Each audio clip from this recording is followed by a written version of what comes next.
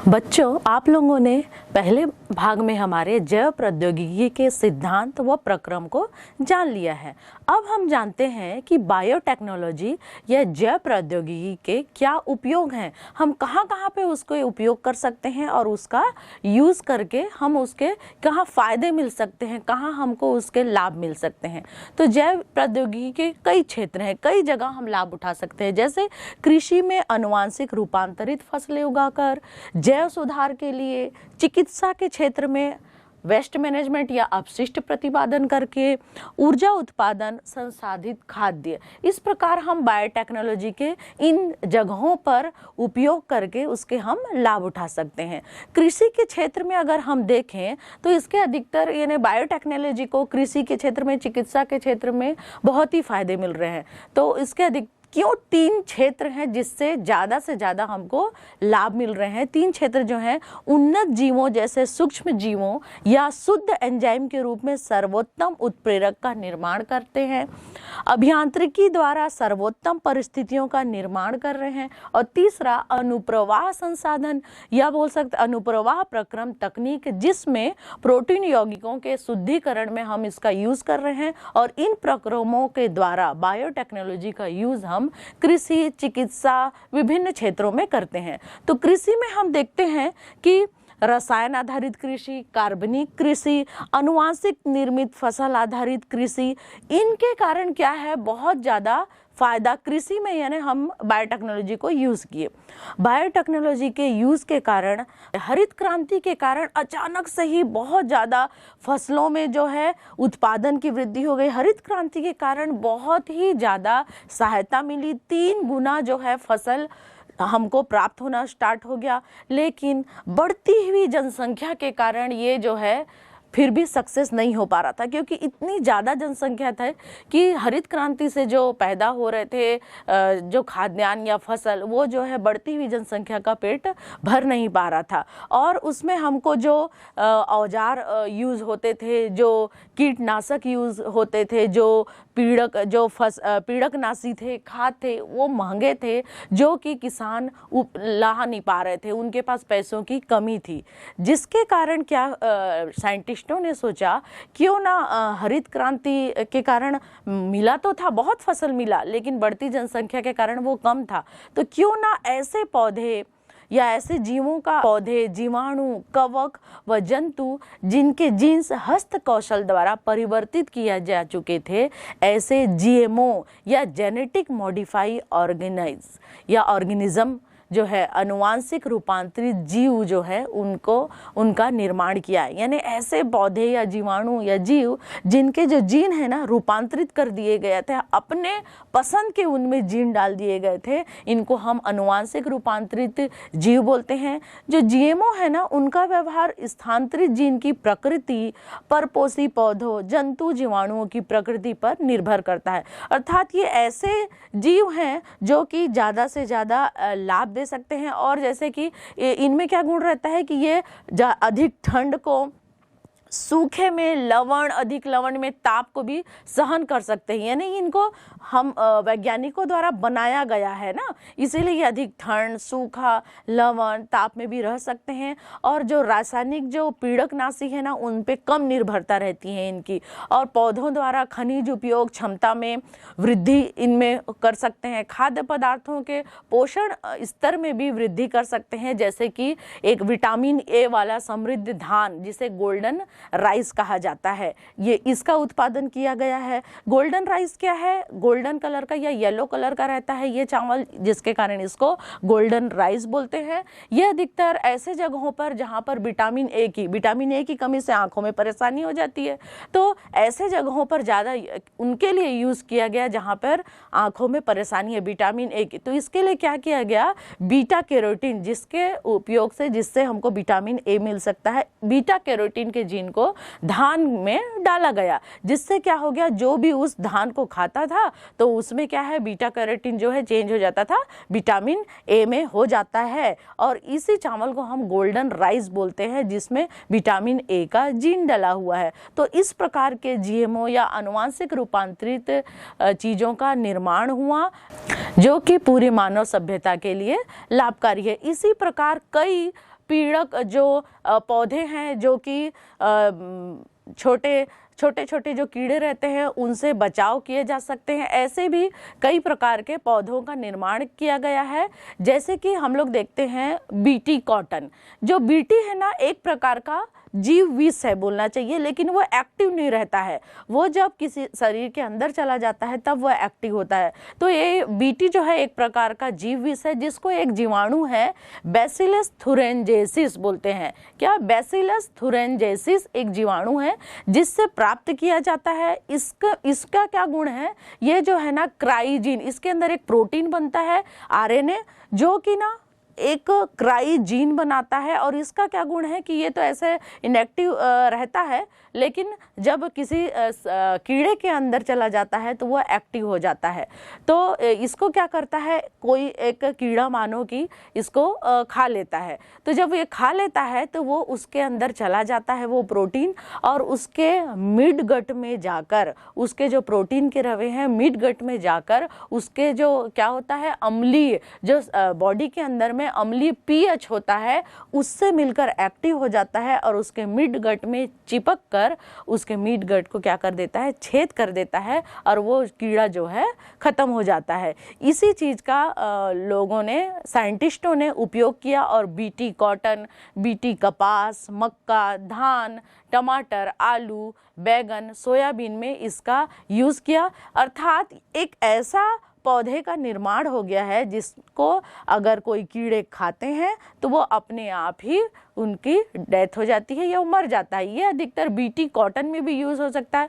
BT cotton में अधिकतर ball warm करके, जैसा आप चित्र में देख रहे हैं, बॉल वॉर्म करके एक कीड़ा रहता है जो अधिकतर जैसे ही फूल आता है कपास का तो वो उसको खाने लगता है। तो साइंटिस्टों ने क्या, उस पौधे में ही क्या डाल दिया, एक जीवाणु बैसिलस थुरेंजेसिस जो है उसमें डाल दिया, जिससे क्या हुआ, जैसे वो कीड़ा उसको खाता है वो उसके अंदर में जाता है और उसके पीएच से वो मिलके जाता है उसका प्रोटीन जो है, और उसके मिड गट में जाकर उसको छेद कर देता है, और इस प्रकार वो कीड़ा अपने आप ही मर जाती है। यानी कि पौधे ही ऐसे निर्माण हो गए हैं जो कि जो उसके कीड़े, जो भी उसमें कीड़े आ जाते हैं तो उसको वो अपने आप नष्ट कर जाते हैं और वो खत्म हो जाते हैं। इस प्रकार बच्चों, आपने देखा बायोटेक्नोलॉजी की सहायता से हमने BT cotton, BT soybean, BT मक्का का उत्पादन किया। जो इंडिया में पहला बीटी जो बना था या प्रतिरोधक पौधा जो था, बीटी ब्रिंजल था, जो कि बीटी का अर्थ है बैसिलस थुरेंजेसिस, जो जीवाणु है उसके जो प्रोटीन बनता है उसको हम लोग प्लांट में डाल दिए। और जैसे कि मैंने बताया था, बीटी कॉटन जो पौधा है उसमें, कॉटन के पौधे में ये कीड़ा जब उसको खाएगा तो उसके अंदर जाकर वो उसको छेद करके मार देता है, वो जो है क्रिया करके। इसी प्रकार और कई पीड़क प्रतिरोधी पौधे का निर्माण हुआ है। जैसे कि टोबैको का एक प्लांट जैसे है, वो जो है ना बहुत परेशान रहता है। टोबैको का प्लांट इसलिए परेशान रहता है कि उसकी जड़ों में ना एक निमेटोड या सूत्रकृमि बोलना चाहिए, जो एस्किल एल्मिंथिस फाइलम का है, यानी छोटे छोटे कृमि रहते हैं जिसका नाम है मिल्वाडेगाइन इनकोग्नेशिया। ये जो कीड़े हैं ना, छोटे छोटे कीड़े उसके जड़ों पे जाते हैं, तंबाकू के जड़ों पे, और अंदर जाके उसके पैदावार को कम कर देते हैं, या कभी कभी क्या करते हैं उस पौधे को मार ही देते हैं। तो इसके बचने के लिए वैज्ञानिकों ने आरएनए अंतरक्षेप या आरएनए इंटरफेरेंस विधि का उपयोग किया, जिसमें उसके आरएनए को क्या है, डिस्टर्ब कर दिया जाता है। अर्थात जो निमेटोड है ना उसके अंदर अब जीन्स है यानी डीएनए है, डीएनए यानी आरएनए भी होगा। तो जो आरएनए है ना ऐसा प्रोटीन बनाता है जो कि इस कीड़े के लिए या इस निमेटोड के लिए बहुत ज़्यादा जरूरी रहता है, जिसको हम सेंस आरएनए बोलेंगे। तो हम क्या करेंगे, हम अलग से एंटी सेंस आरएनए डाल देंगे। तो कीड़े के अंदर सेंस आरएनए है, ऊपर से हम साइंटिस्टों ने एंटी सेंस आरएनए डाल दिया, तो ये डबल स्ट्रैंड आरएनए या डीएनए बन गया, डबल स्ट्रैंड। जो डबल स्ट्रैंड रहता है ना वो कभी भी प्रोटीन नहीं बनाता, यानी कीड़ा को प्रोटीन ही नहीं मिलेगा तो वो जिंदा कैसे रहेगा, यानी कीड़ा जो है मर जाएगा। उसके लिए क्या किया, टोबैको का एक प्लांट सेल लेंगे, अब कीड़े के लिए वो इम्पोर्टेंट जो जीन है उसको डाल देंगे। अब उसके ना टेम्पलेट और नॉन टेम्पलेट को सेपरेट अलग अलग कर लेंगे, ठीक। और जो कि ना टेम्पलेट, और इस प्रकार टॉबैको में डालेंगे कि टेम्पलेट जो है वो भी आरएनए बनाए और नॉन टेम्पलेट वो भी आरएनए बनाए, यानी कि 2 प्रकार के आरएनए बन गए, sense RNA, anti sense RNA. तो अब टोबैको के अंदर क्या होता है, डबल स्ट्रैंड आरएनए बन गए। और मैंने बोला था जब डबल स्ट्रैंड रहता है तो प्रोटीन जो है बनेगा नहीं, तो उससे क्या हो जाता है, जो मिल्वाडेगाइन इनकोग्निशिया जो सूत्रकृमि है उसकी डेथ हो जाती है, वो जो है मर जाता है। इस प्रकार वो जो तंबाकू का जो पौधा है बच जाता है और अपनी पैदावार अच्छा कर सकता है। इस प्रकार यानी कि आरएनए इंटरफेरेंस, उसके आरएनए का जो काम था, उसको जो निमेटेड के अंदर जो डीएनए है उसमें अपना जो आरएनए था, ऊपर से हम जो एंटीसेंस आरएनए डाल देते हैं ना, उससे वो डिस्टर्ब हो जाता है और वो प्रोटीन नहीं बना पाता है और वो जो कीड़ा है उसकी डेथ हो जाती है। इस प्रकार आरएनए इंटरफेरेंस कार्य करता है। इस प्रकार जो बीटी है, बैसिलस थुरिंजेसिस, 3 प्रकार के कीड़ों पर अटैक करता है। पहला लिथोडेप्टेसन, जो सैनिक कीड़े या तंबाकू के जो कीड़े बॉलवर्म वगैरह रहते हैं ना, उनको अटैक करता है। और दूसरा कोलियोप्टेरन, यानी जो बीटल रहते हैं ना, जो छोटे छोटे कीड़े रहते हैं, उन पर अटैक करता है। तीसरा है डिप्टोटेरन या डिप्टेरान, मक्खी मच्छर, इन पर अटैक करता है। और जीव जिस जीन द्वारा कूटबद्ध होते हैं ना, उसे क्राई कहते हैं। यानी जो क्राई के टाइप है, क्राई 1AC, क्राई 2AB, ये अधिकतर कॉटन डिजीज पर यूज किया जाता है। और जो क्राई 1AB ये मक्का छेदक या मक्का पे जो बीमारी लगती है उसको नियंत्रित करता है। और पहला जो बीटी हमारे इंडिया में बना था वो बीटी ब्रिजल था। इसी प्रकार चिकित्सा में जैव प्रौद्योगिकी का उपयोग हम देखते हैं। चिकित्सा में भी जैव प्रौद्योगिकी का उपयोग बहुत ज़्यादा है। पहले भी मैंने बताया है कि मधुमेह या डायबिटीज़ के जो रोगी हैं दिन प्रतिदिन बढ़ते जा रहे हैं।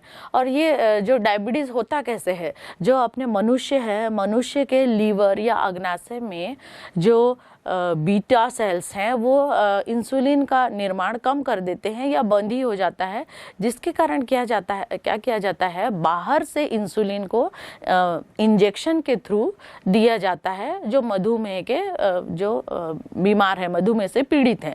तो इसके लिए अब इंसुलिन की आवश्यकता तो होगी ही। इंसुलिन का निर्माण अगर बॉडी में नहीं हो रहा है तो इंसुलिन की आवश्यकता होगी। तो उसके लिए क्या किया जाता था, गाय या जो सुअर रहते थे उनके अग्नाशय से इंसुलिन उसके पैनक्रियास से लेकर उसको बनाया जाता था। लेकिन ये जो है मनुष्यों में एलर्जी, कई बीमारियां, कई एलर्जी लेकर आ रही थी, सूट नहीं कर रहा था, जिसके कारण क्या हुआ, साइंटिस्टों ने सोचा क्यों ना ई कोलाई पे एक जो बैक्टीरिया है उसके साथ निर्माण किया जाए। यानी ई कोलाई के जो प्लाज्मिड होता है उसमें इंसुलिन का जीन डालकर ई कोलाई से कई हम इंसुलिन हम फैक्ट्रियों में उसको जाकर साफ करके कई इंसुलिन तैयार कर सकते हैं। लेकिन वहाँ पे भी परेशानी आई। क्या परेशानी आई ये बताती हूँ। जो इंसुलिन है उसको हम ह्यूमन इंसुलिन को ह्यूमुलिन भी बोल सकते हैं। इंसुलिन 2 छोटी पॉलीपेप्टाइड श्रृंखलाओं का बना होता है, श्रृंखला ए, श्रृंखला बी। जो श्रृंखला ए और श्रृंखला बी है ना, ये आपस में डाइसल्फाइड बंधों से जुड़े होते हैं। और मानव में जो इंसुलिन है ना, प्राक हार्मोन यानी परिपक्व वो क्रियाशील हार्मोन बनने से पहले ना इसको संशोधित होने की आवश्यकता होती है। अर्थात बॉडी के अंदर क्या होता है, ए बी के अलावा ना एक पेप्टाइड सी का फैलाव भी होता है, एक अतिरिक्त फैलाव होता है पेप्टाइड सी, जिसकी कोई भी जरूरत नहीं होती है। इस सी को हटाने की जरूरत है, जो कि ह्यूमन बॉडी तो कर सकता है, लेकिन क्या बैक्टीरिया करेगा? वो तो उसको तो पता ही नहीं है ना कि पेप्टाइड सी नहीं चाहिए। जो उसको काम दे दिया गया है बायोटेक्नोलॉजी की सहायता से वही करेगा। इसीलिए यहाँ पर जो ई कोलाई है थोड़ा सा फेल हो गया। तो 1983 में एली लिली नामक एक अमेरिकन कंपनी ने 2 डीएनए अनुक्रम तैयार किया। उन्होंने क्या किया, ई कोलाई का प्लाज्मिड में यानी 2 ई कोलाई लिए और प्लाज्मिड में ए और बी, हमको क्योंकि ए और बी श्रृंखला चाहिए तो ए बी अलग अलग श्रृंखला का तैयार किया। और उनको फिर जब वो तैयार हो गए तो उनको लैब में ले जाकर डाइसल्फाइड बंध द्वारा जोड़ दिया और आपस में जोड़ दिया, और जिससे कि मानव इंसुलिन के पेप्टाइड श्रृंखला का निर्माण हो गया, यानी मानव इंसुलिन का निर्माण हो गया। और इस प्रकार यदि व्यक्ति अनुवांशिक रोग के साथ उत्पन्न होता है तो उसके लिए कोई भी उपाय नहीं थी, कोई भी चिकित्सा नहीं थी, जिसके लिए जीन थेरेपी ही एक ऐसा प्रयास है या जीन चिकित्सा एक प्रयास है। सर्वप्रथम 1990 में एक 4 वर्षीय जो बच्ची थी उसके एडीए पर सुधार किया गया। एडीए यानी एडेनोसिन डीएमिनेज, इसकी कमी के कारण ये जो है ये एंजाइम है जो प्रतिरक्षा तंत्र या इम्यूनिटी को बना के रखती है। इसकी कमी से इम्यूनिटी ही नहीं होगा तो कई बीमारियां आ जाएंगी, उसमें कोई भी एंटीबॉडी के निर्माण नहीं होता है, जिसके लिए अस्थि मज्जा प्रत्यारोपण या बोन मेरो ट्रांसप्लांट और दूसरा था एंजाइम प्रतिस्थापन। या तो उसका हम बोन मेरो ट्रांसप्लांट कर सकते थे या एंजाइम के कई इंजेक्शन उसको लगा सकते थे, लेकिन ये जो है ना पूर्णतः रोगनाशक नहीं थे या पूर्णतः उसको ठीक नहीं कर सकते थे। तो इसके लिए क्या किया, उस जो बच्ची या किसी व्यक्ति में ब्लड, उसके जो ब्लड है उससे लिम्फोसाइट्स को या लसिकाणुओं को निकालकर बाहर उसको संवर्धित किया गया या बढ़ाया गया, जिसमें सक्रिय एडीए या एडेनोसिन डीएमिनेज डाला गया रेट्रोवायरस का यूज करके, जो कि उसमें रेप्लिकेट हुए यानी कई प्रतिकृति बनाना स्टार्ट कर दिए और उसमें जो है सक्रिय एडीए जो है उसके प्लाज्मिड से मिलकर कई रेप्लिकेट या प्रतिकृति बनाकर बहुत सारे बन गए, जिसमें नॉर्मल डब्ल्यूबीसी प्रोड्यूस या निर्मित होने लगे, जिसे व्यक्ति में या रोगी में डाला गया और उसको समय समय पर रोगी के शरीर से अलग करने की आवश्यकता भी थी, क्योंकि वही जीन या उसी एडीए का उपयोग नहीं किया जा सकता था। तो इस प्रकार उस बच्ची के में जो है एडीए का यूज़ किया गया या जीन थेरेपी का यूज़ किया गया। यदि मज्जा कोशिकाओं से विलगित अच्छे जीनों को प्रारंभिक भ्रूणीय अवस्था की कोशिकाओं से उत्पादित एडीए में प्रवेश करा दिया जाए तो यह एक स्थायी उपचार हो सकता है। इस प्रकार बायोटेक्नोलॉजी की सहायता से हम जीन चिकित्सा या जीन थेरेपी को सफलतापूर्वक प्राप्त कर सकते हैं। किसी भी रोग के प्रभावी उपचार के लिए यानी सही उपचार मिले, उसके लिए रोग का प्रारंभिक पहचान, उस रोग की जानकारी होना जरूरी है, क्रिया विज्ञान की जानकारी होना है कि ये बीमारी किससे हुई है। तो इसके लिए पहले क्या है, परंपरागत विधियां जो थी, यूरिन टेस्ट था, सीरम टेस्ट, इनका यूज़ किया जाता था।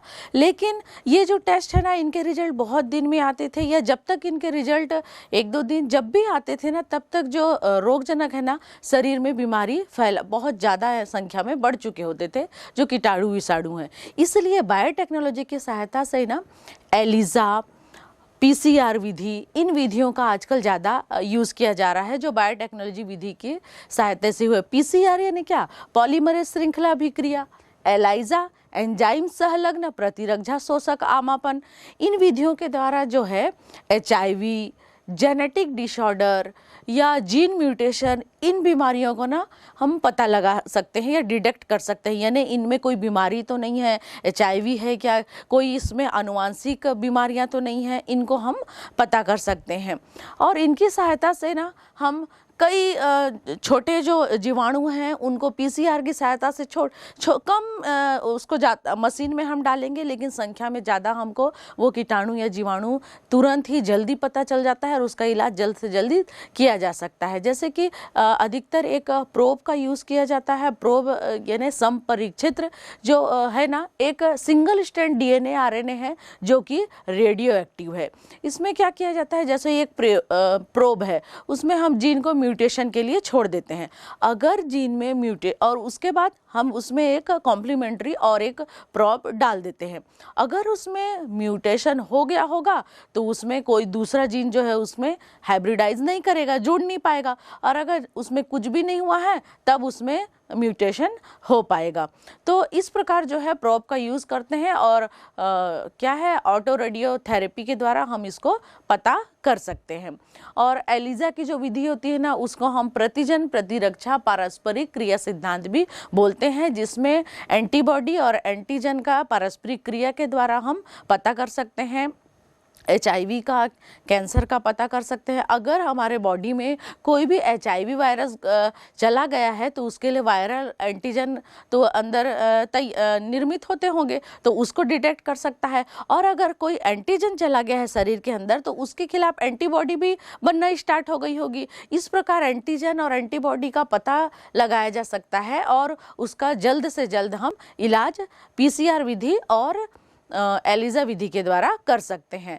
या ट्रांसजेनिक एनिमल्स, ऐसे जंतु जिनके DNA में परिचालन द्वारा एक अतिरिक्त बाहरी जीन उसमें डाला जाता है और नया लक्षण पैदा किया जा सकता है। यानी ऐसे कोई भी जो जीव है, जैसे कौन कौन से पारजीवी जंतु या ट्रांसजेनिक जीव बन चुके हैं, चूहे, खरगोश, सुअर, भेड़, गाय, मछली, कई ऐसे ट्रांसजेनिक एनिमल्स है। ट्रांसजेनिक एनिमल्स यानी उसमें उनके जीन में दूसरा कुछ नया लक्षण DNA डालकर उसमें नया लक्षण पैदा किया जा सकता है। और अधिकतर 95% जो परजीवी जंतु जो हैं ट्रांसजेनिक एनिमल्स है जिसमें किए गए हैं वो चूहे हैं। चूहों में बहुत ज़्यादा प्रैक्टिकल किए गए हैं या उसमें, और निदान के लिए कई उपाय हैं। पहला, सामान्य शरीर क्रिया व विकास के द्वारा, यानी किसी भी चूहे पे या किसी परजीवी जंतु पर हम क्रिया, सामान्य शरीर में क्या क्रिया और विकास है उनको हम उनके में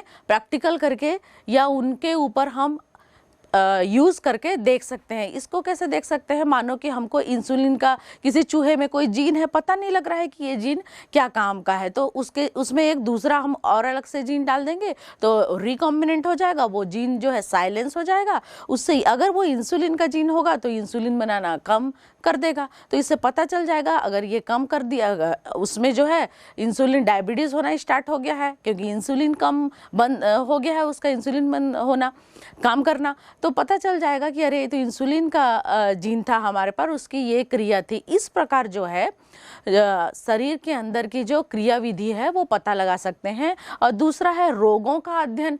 किसी भी परजीवी जो ट्रांसजेनिक एनिमल्स हैं उन पे हम रोगों का अध्ययन कर सकते हैं, जैसे कि कैंसर, पुटीय रेशमहत्या या सिस्टिक फाइब्रोसिस, या बोल सकते हैं रूमेटाइड संधिशोध या एल्जीमियर, ऐसे परजीवी नमूने उपलब्ध हो चुके हैं। और तीसरा होता है जैविक उत्पाद। किसी भी मानव रोगों के उपचार के लिए औषधि जैविक उत्पाद के द्वारा तैयार किया जा सकता है, लेकिन ये महंगे होते हैं। जैविक उत्पाद जैसे अभी मानव प्रोटीन से हम अल्फा-1 एंटीट्रिप्सिन बन चुका है। जो इम्फोसिमा जो बीमारी है, जो सिगरेट अधिक पीते हैं उनके जो फेफड़े हैं उसके एल्वेलाई जो है खराब हो जाती है, तो इस बीमारी का निदान किया जा चुका है। और दूसरा फिनाइल कीटोनुरिया या PKU और पुटीय रेशमहत्या, इन बीमारियों का जो है ट्रीटमेंट के लिए प्रैक्टिकल इसमें किए जा चुके हैं। और 1997 में रोजी कर एक परजीवी गाय बनाया गया, रोजी नाम की, जो कि 2.4 ग्राम प्रति लीटर दूध देती थी। और उसके दूध में आप जानते हैं अल्फा लैक्टो एल्बुमिन जो है बहुत ज़्यादा मात्रा में थी, जिसके कारण वो जो बहुत ज़्यादा पौष्टिक था और जो क्या काम आते थे, जो छोटे बच्चे हैं उनको बहुत ज़्यादा प्रोटीन युक्त बहुत अच्छा दूध देती थी, जो जल्दी डाइजेस्ट हो सकता था और बच्चे के लिए और जो बुजुर्ग होते हैं उनके लिए बहुत लाभकारी था। इस प्रकार ट्रांसजेनिक जो जीव हैं उनके द्वारा हम कई प्रैक्टिकल कर सकते हैं और उनसे लाभ भी मिलता है हमको। और चौथा है टीका सुरक्षा। टीका सुरक्षा यानी कभी भी कोई टीका अगर बनता है तो उसको सीधे मनुष्यों पर न लगाकर जो ट्रांसजेनिक एनिमल्स हैं उन पर लगाकर हम प्रैक्टिकल कर सकते हैं। जो पोलियो का टीका है उसको चूहे पर लगा के प्रयोग किया जा चुका है। इस प्रकार टीका सुरक्षा किया जा सकता है। और पांचवा होता है रासायनिक सुरक्षा परीक्षण। रासायनिक सुरक्षा परीक्षण यानी इस केमिकल का कोई रिएक्शन तो नहीं है, नॉर्मल वाले चूहे पे हम यूज़ करते हैं और एक ट्रांसजेनिक चूहे पर माना कि यूज़ करते हैं, दोनों को ही रासायनिक परीक्षण किया जाता है। तो देखा जाता है कि जो नॉर्मल वाले चूहे उस पर जितना असर हुआ है उतना ट्रांसजेनिक वाले चूहे पर असर ज़्यादा नहीं हुआ है। इस प्रकार कई प्रयोगों के द्वारा हम ये देख सकते हैं कि परजीवी जो जंतु हैं वो जो है प्रैक्टिकल या हम उपाय इनमें उन बीमारियों के लक्षण देखकर उनके उपाय, उनके दवाइयों या मेडिसिन का खोज किया जा सकता है। और सबसे लास्ट है नैतिक मुद्दे। नैतिक मुद्दे का मतलब है जैसे कि बायोटेक्नोलॉजी से हम जैसे ट्रांसजेनिक एनिमल्स बना सकते हैं, पारजीवी जंतु, तो ऐसा तो नहीं कर सकते ना कि किसी कोई बहुत सुंदर सा पक्षी है और उसने बड़े बड़े दांत लगा दिए हैं तो वो दूसरों को हानि पहुंचा रहे हैं। ऐसे और भी कई नैतिक मुद्दे हैं जिनके लिए हमको उपाय उठाने, सरकार ने कई उपाय किए हैं। जो भारत सरकार द्वारा GEAC genetic engineering approval committee या अनुवांशिक अभियांत्रिकी संस्तुति समिति का निर्माण किया है। इसका क्या काम है? ये भारत में जो भी जेनेटिक वर्क्स या बायोटेक्नोलॉजी से रिलेटेड वर्क्स हो रहे हैं उसमें किसी जंतुओं को कोई हानि तो नहीं हो रही है, कुछ उसके नैतिक मुद्दे उसके सबको परखा जाता है तभी अप्रूव किया जाता है। उसके बाद कई अभी आक्रोश था कि बायो पेटेंट, कई जो विदेशी जो कंपनियां थी वो क्या कर रही थी, एकस्व अपना अधिकार पेटेंट कर ले रही थी कई चीज़ों को। जैसे कि भारत में जो है कई यानी कि लाखों 2 लाख से भी अधिक क्या है धान की किस्में पाई जाती हैं, लेकिन जिसमें कि एक बासमती एक जो धान की किस्म है जो बासमती है अपने स्वाद सुगंध के लिए पूरे विश्व में फेमस है, जिसके कई यानी 27 से ज़्यादा किस्में जो हैं इंडिया में या भारत में पैदा हो चुकी हैं। लेकिन एक 1997 में एक अमेरिकी कंपनी द्वारा इसको पेटेंट किया गया जो कि आक्रोश का कारण था। ये जो बासमती है पुराने समय से कविताओं में, साहित्य में, पुराने ग्रंथों में, जबकि भारत में इसका बोलबाला है या शुरू से हम जानते हैं इसको संस्कृत में सुगंध युक्त चावल के नाम से जाना जाता है और एक अमेरिकी कंपनी ने इसे पेटेंट कर लिया। ये भी एक आक्रोश की बात थी जिसको बाद में भारत सरकार द्वारा कहा गया और ये जो पेटेंट है उसको हटाया गया। तब फिर क्योंकि वो फिर क्या हो जाता कि जो दूसरी कंपनी है उसी के द्वारा ही उसको बेचा जाता और महंगे दामों में जो इंडिया में है हमको खरीदना भी पड़ता और इसकी किस्में जो है वो पेटेंट कर लेता। और सबसे लास्ट होता है बायो पायरेसी। बायो पायरेसी का अर्थ है मल्टीनेशनल कंपनियां जो हैं, मल्टीनेशनल कंपनियां दूसरे संगठनों द्वारा किसी राष्ट्र या उससे संबंधित लोगों से बिना व्यवस्थित अनुमोदन व क्षतिपूर्त भुगतान के जैव संसाधनों का उपयोग करना। सरल शब्दों में बोलूं तो कोई जो दूसरी कंपनी है वो आती है और जो जहाँ पे बहुत सारे जैव संसाधन हैं वहाँ पे आती है, वहाँ के लोग उस देश के या उस जगह के लोगों को बताती भी नहीं है और वहाँ के जैव संसाधनों को उपयोग कर लेती है, ना उनको कोई क्षतिपूर्ति देती है, ना उनको उन जैव संसाधनों को उपयोग के लिए कोई रुपए देती है और उसको वो खुद समय बचाने के लिए, ईंधन बचाने के लिए, खर्च बचाने के लिए खुद वो यूज़ करने लगती है। तो इसे ही बायो पायरेसी कहते हैं, यानी जैव संसाधनों का उपयोग उस जगह पर जाकर बिना उनको बताए, कोई उनके बदले में उनको कोई रुपए भी न देकर अब खुद उपयोग किया जाता है, जिसे बायो पायरेसी कहा जाता है। और इसी के लिए हाल ही में संसद द्वारा, इंडियन संसद द्वारा इंडियन पेटेंट बिल या भारतीय एकस्व बिल लाया गया। जो भारतीय एकस्व बिल है जिसमें कि उसके बनाने के नियम, उसकी खोज और पेटेंट के जो जानकारी है उनको रखा गया है। जैसा कि आप जानते हैं कि हल्दी, नीम, बासमती राइस, ये सब ऐसे उत्पाद हैं जो कि इंडिया में बहुत पुराने समय से चला आ रहा है। फिर भी कई कंपनियां जो हल्दी, नीम और राइस, इन चीज़ों पर एकस्व अपना अधिकार प्राप्त करना चाहते थे, जिसको कि भारत सरकार द्वारा आवाज़ उठाकर इसको पेटेंट को खत्म किया गया है।